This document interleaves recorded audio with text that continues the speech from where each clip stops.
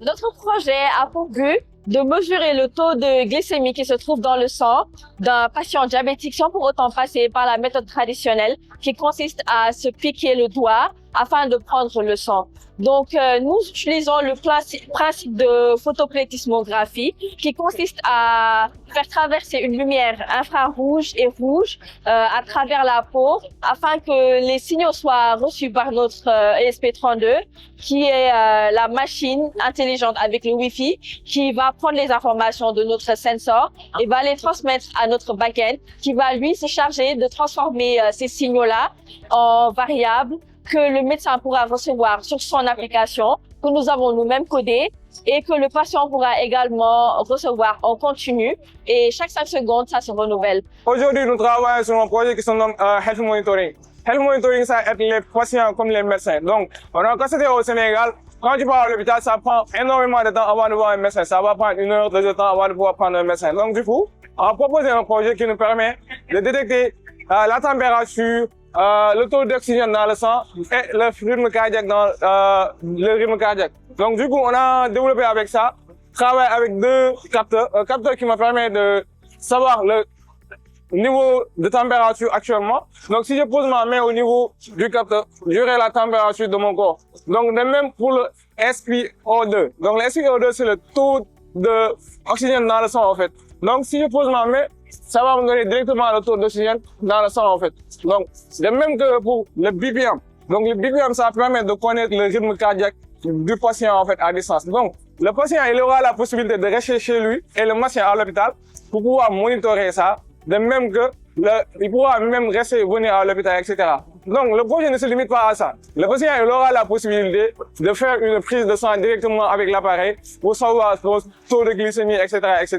Et ça va bénéficier même ceux qui sont à l'intérieur du Sénégal, dans les zones isolées, de pouvoir avoir accès à la médecine avec la télémédecine. AI Waste Sorting Robot. Le but de notre projet est de révolutionner le recyclage au niveau du Sénégal.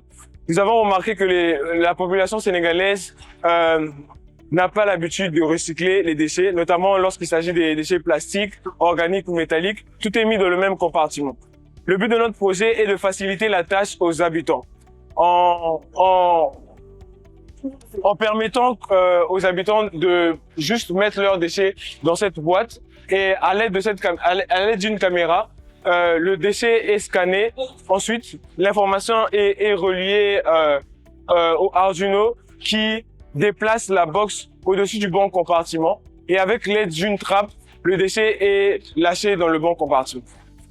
Notre projet se nomme ChemICAR. ChemICAR, comme je l'ai rappelé, c'est un projet du futur, un projet 4.0. ChemICAR utilise un moteur Stirling que l'on voit ici. Le moteur Stirling contient 4 pistons.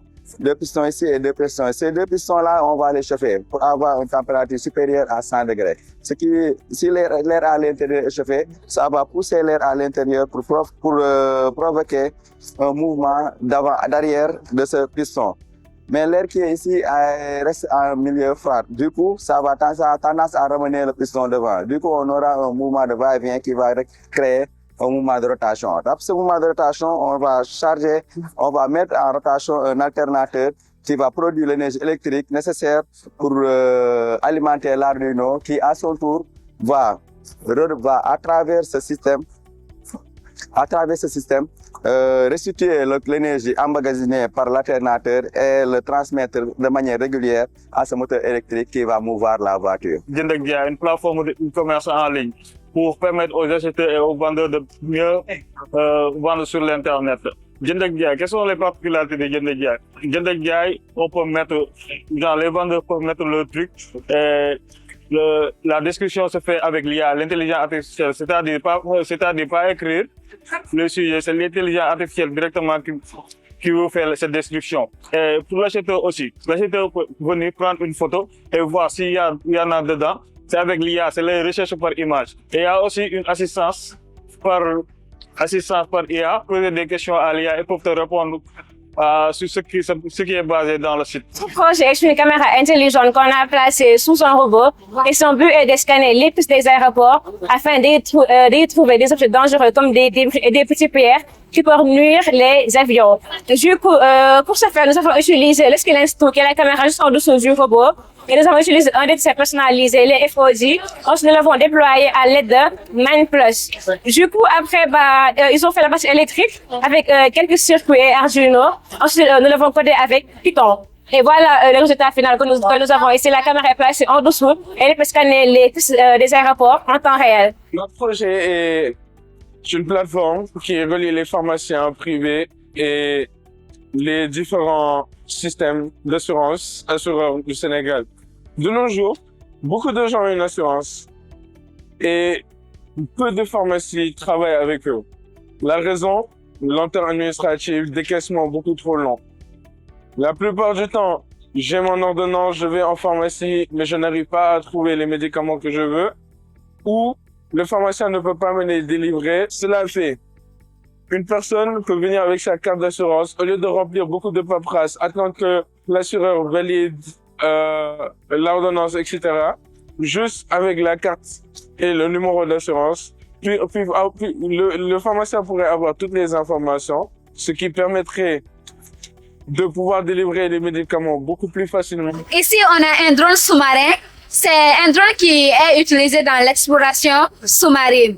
Notre objectif principal, c'est aller visiter le bateau Jola qui est vers 15 mètres sous l'eau. C'est un bateau qui a coulé il y a longtemps. Maintenant, le drone a une caméra.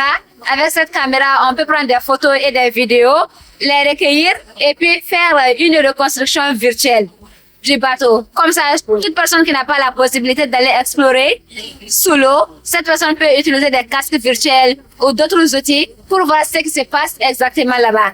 En gros, c'est ça le projet. Au lieu d'utiliser des bateaux qui utilisent des carburants fossiles comme le diesel ou l'essence, on a décidé d'utiliser un bateau qui utilise seulement l'énergie électrique. On a un panneau solaire qui est au-dessus de la surface qui va attirer l'énergie solaire et la transformer en énergie électrique. Maintenant, cette énergie électrique sera régulée par un charge contrôleur. C'est un charge contrôleur qui va transmettre cette énergie dans la batterie et la batterie va stocker cette énergie électrique. Maintenant, c'est ce qui va permettre à l'hélice de se tourner et permettre au moteur de se déplacer. De Homemade Battery, nous avons créé ce projet dans un but éducatif pour permettre d'une part aux élèves de comprendre le fonctionnement des batteries et d'une autre part, montrer qu'on peut produire de l'énergie avec des moyens simples. Automated Mixing System for Fertilizer. C'est un mélangeur de fertilisants automatique qui répond aux problèmes de dosage que les agriculteurs y rencontrent en général. Alors, il automatise le système de dosage. On a des solénoïdes qui sont censés appuyer sur des boutons et faire tomber la dose exacte de fertilisant dont le sol a besoin.